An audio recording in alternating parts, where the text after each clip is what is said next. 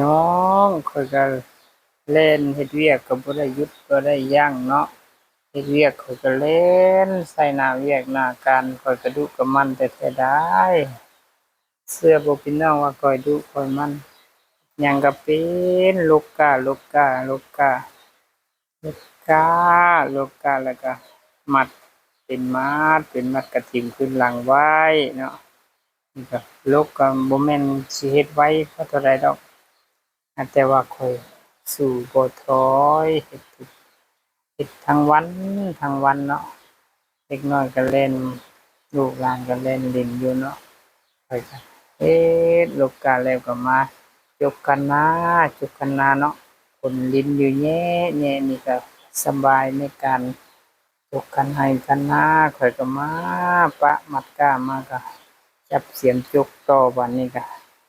บ่อนใดมันลุกบ่อนใดมันโดนข้อยก็ปั๊บด้วยเสียมจกอันนี้แหละนะเจ้าไปขุดไปไงบ่อนใดมันโดนข้อยก็ขุดจกขึ้นใส่บ่อนมันต่ำเนาะบ่อนใดว่ามันต่ำคือจกขึ้นว่าจกขึ้นบ่อนคันนาที่มันต่ำน้ำสิไหลกว้างข้อยก็จกขึ้นโดยที่ว่าสะดวกสบายในมื้อนี้ก็ได้เนาะ น้ำก็หลายน้ำเต็มทุ่งเต็มท่าเนาะทุ่งไร่ทุ่งนาที่ว่างข้อยดำเมื่อวานนี้ก็ถือว่าน้ำเต็มไปด้วยน้ำเนาะข้อยก็ดูบนมัน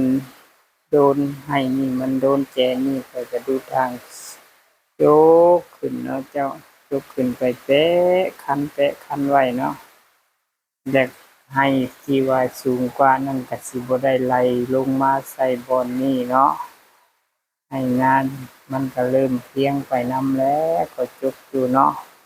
จบจากที่ว่ามันสูงก็มามันก็เป็นให้เพลียงเนาะก็ใช้เสียมจกอันนี้แล้วชีวิตชาวนาแท้ๆข้อยนั่นเนาะชีวิตชาวนาผู้ดุมันว่าซั้นดุมันแล้วก็ใช้ชีวิตโดยที่ออกกำลังกายไปในตัวที่บ่ได้ใช้ ที่ว่าบ่ได้ใช้ของทันสมัยก็ญ้อนว่าพอดีออกกำลังกายไปพร้อมเนาะยกคันไร่ยกคันนาก็ได้นาเพียงไปนำแล้วก็ได้กำลังกายไปพร้อมเนาะได้สุขภาพอันดีๆต่อมาก็ค่อยก็คาดนาได้บัดนี้ยกคันนาแล้วก็มาคาดไปเนาะ คาดไปก็ใช้รถอีแต๊กๆนี่แหล้วเนาะเจ้าก็บ่ได้ใช้รถอันใหญ่ๆเต๋ๆแล้วเนาะใช้รถอีแต๊กเพราะว่าเดี๋ยวนี้ก็บ่มีแล้วที่สิใช้แรงควายเนาะ